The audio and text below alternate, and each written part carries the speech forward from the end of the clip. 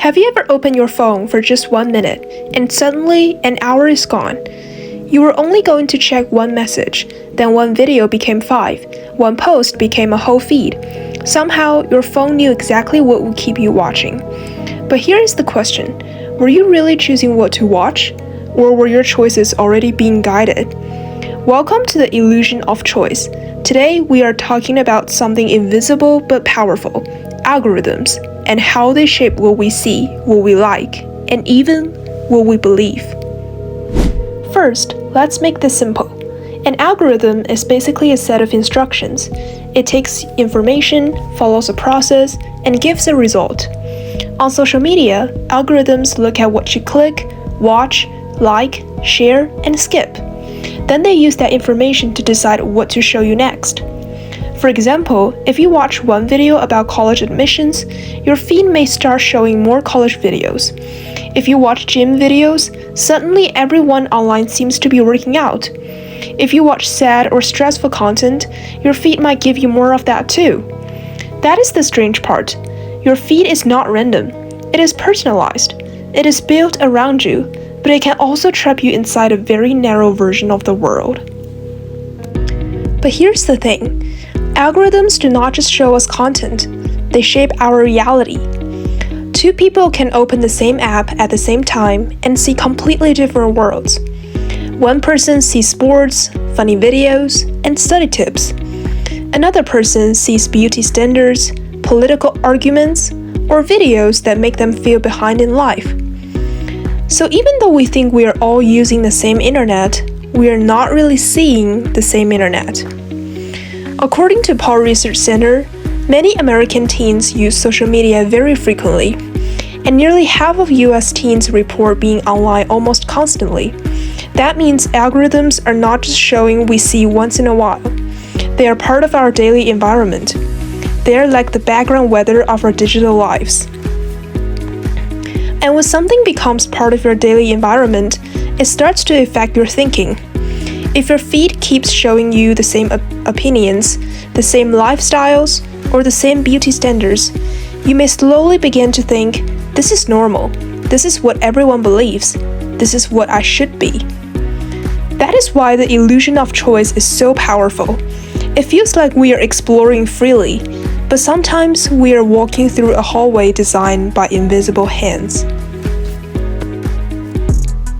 The second problem is how algorithms affect our attention and emotions.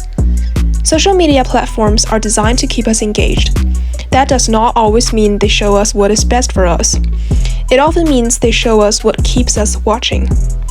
Sometimes that content is funny or useful, but sometimes it can create pressure. You see people with perfect grades, perfect bodies, perfect vacations, perfect lives.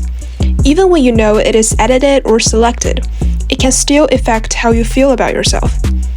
The US Surgeon General's advisory on social media and youth mental health explains that social media can have both benefits and risks, but there are growing concerns about its effects on children and teens.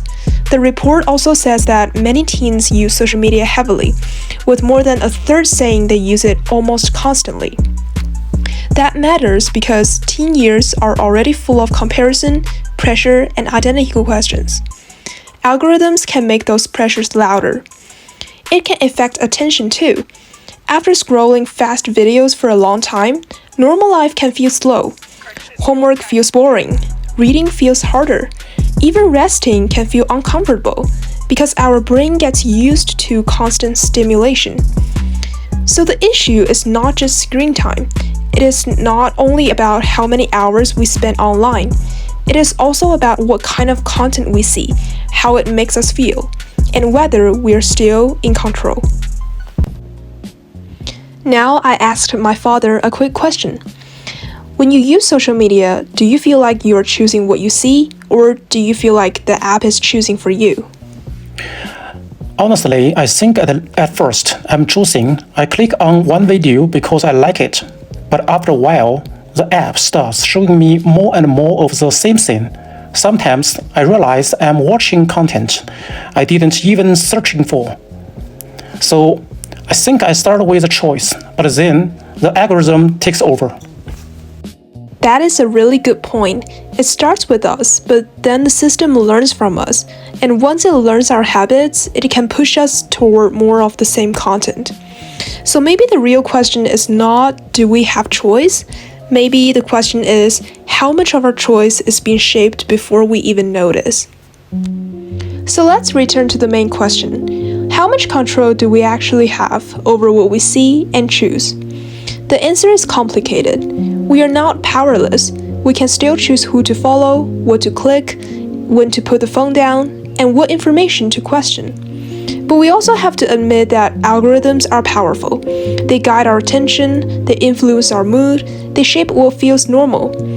Maybe the most powerful thing we can do is simply notice. Notice when your feed is pushing you in one direction. Notice when comparison is affecting your mood. Notice when 1 minute becomes 1 hour. Because once you notice the system, you are no longer just being guided by it. You are thinking for yourself. This has been The Illusion of Choice. Thanks for listening.